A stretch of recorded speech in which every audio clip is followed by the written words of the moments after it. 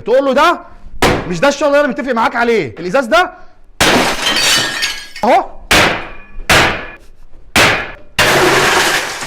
سعر المتر في المطابخ الالمونتال العموله النهارده 3500 جنيه. الشغل اللي متنفذ على اتقل وعلى اعلى مواصفات موجوده في مصر.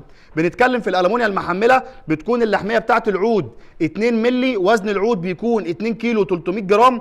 ما بنتكلمش عن الالمونيا الخفيفه، بنتكلم عن الوش الخارجي للمطبخ بيكون كلادنج او يو في على حسب ما العميل بيختار. الداخلي بتاع المطبخ بيكون فايبر سعودي او فايبر اردني.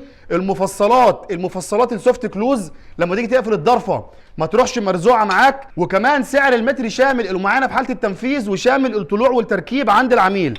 حاجه كمان مهمه جدا، لما تيجي تتفق مع الصنايعي او مع الشركه بتاخد منه عينات وقت الاتفاق علشان وقت الاستلام تطابق العينات اللي جايه لك على الشغل اللي جاي لك في المطبخ بتاعك. وقت التسليم الظرف تفتح الضرفه وتقفل الضرفه، لازم تقفل معاك واحده واحده بالراحه كده. دي المفصله السوفت كلوز اللي بنتكلم عنها. طب لو انت جيت بتقفل الضرفه راحت مرزوعه معاك، دي كده المفصلات المضروبه.